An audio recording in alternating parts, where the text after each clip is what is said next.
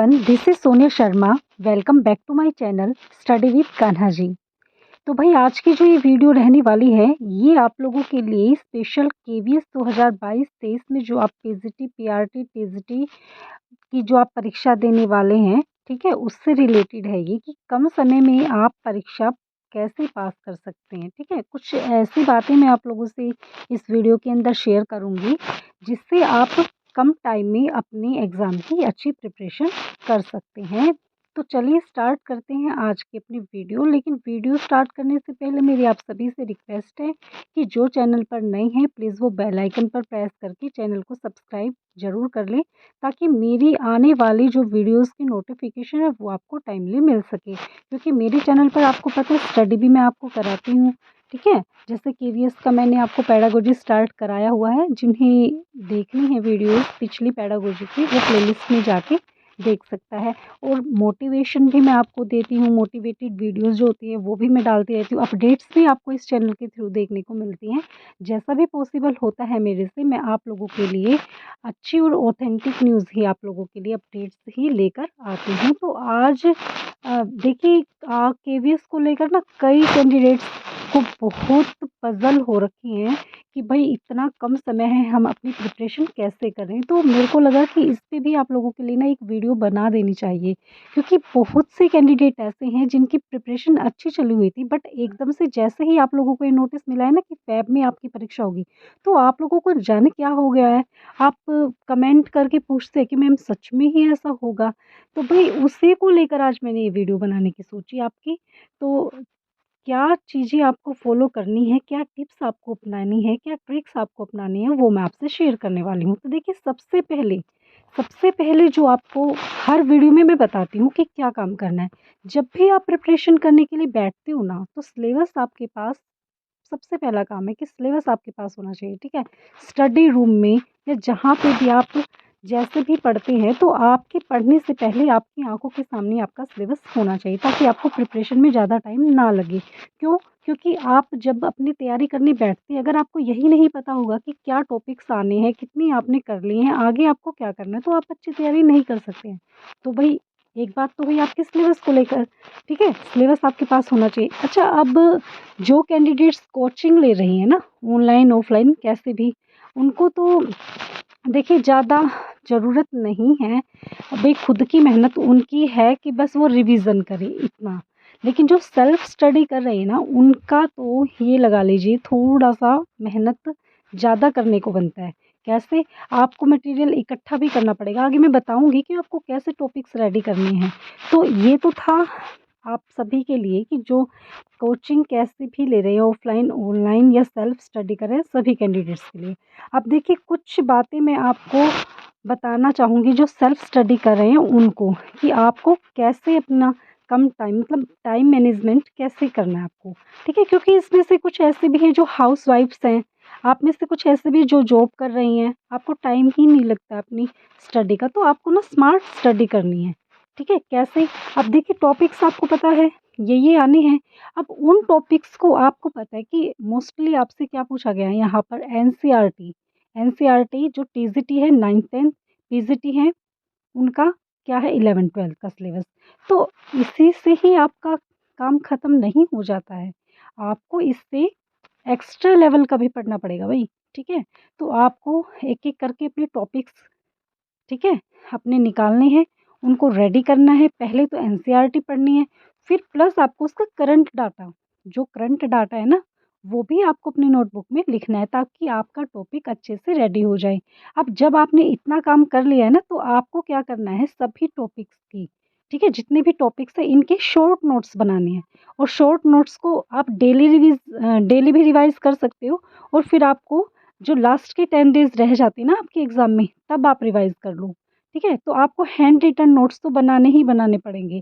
ये जो कोचिंग ले रहे हैं ना कैंडिडेट, वो भी कर सकते हैं। चाहे बेशक से आपको पीडीएफ प्रोवाइड करते हैं कोचिंग वाले, लेकिन आपको क्या है कि ये हैबिट होनी चाहिए कि आप अपने हाथ से नोट्स बनाएँ। क्योंकि भई पता है क्या है, हैंड रिटन नोट्स अगर आप बनाते हो ना, तो आपको बहुत ज़्यादा लंबे टाइम तक चीज़ें याद रहती हैं। तो इसलिए भाई प्लीज़ हैबिट बनाओ अपनी कि आप हैंड रिटन नोट्स रेडी कर सको, ठीक है? ये आपका स्मार्ट स्टडी करने का तरीका है। अगर आप बोर हो रहे हो, ठीक है? आपको लग रहा है कि भाई नहीं, आपके बस की बात नहीं है, बहुत कम टाइम है, नहीं मैनेज कर सकते, तो ऐसा बिल्कुल नहीं करना है, अपने डीमोटिवेट बिल्कुल नहीं होना है। जब भी आपको डीमोटिवेट फ़ील करो आप, लगने लगे कि आप भई डीमोटिवेट हो रहे हो, तो आप प्लीज़ जब भी मोटिवेशनल वीडियोज़ देख लिया करो, ठीक है? और एक बार आँखें बंद करके अपने घर की जो आपकी आर्थिक स्थिति है, मैं ये नहीं कह रही सभी की ठीक नहीं होती, भई किसी की भी। देखो मम्मी-पापा से जो हमें मिला है उसकी बात अलग है। सभी पेरेंट्स ये चाहते हैं कि हम अपने बच्चे को हर फैसिलिटी दें, ठीक है? तो उनकी तो बात अलग है। उनका आपने अपने माँ-बाप को क्या दिया है, आप अपने पेरेंट्स को क्या दोगे? आपको बस ये सोच के प्रिपरेशन करनी है, ठीक है? चाहे किसी बच्चे को सारी दौलत उनके पेरेंट्स दे रहे हैं और चाहे किसी के पास कुछ भी नहीं है, तो ये नहीं सोचना है आपने। आप क्या दे रहे हो, ठीक है? आप अपनी स्टडी से, अपनी जॉब से, अपने रिस्पेक्ट से, ठीक है? क्या अपने पेरेंट्स को दोगे, आपको ये सोच के अपनी पढ़ाई करनी है।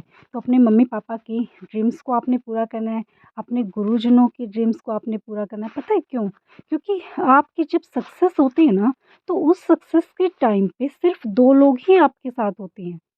बाकी जो बाहर वाले होते हैं ना, वो आपके बाहर ही दिखावा करते हैं, लेकिन दिल से आपके साथ एक तो आपका टीचर होता है और या एक आपके पेरेंट्स होते हैं, ठीक है? और सच्चे दोस्त भी होते हैं, भई ये भी है, ठीक है? तो आपको हमेशा उनको ध्यान में रखकर अपनी स्टडी करनी है।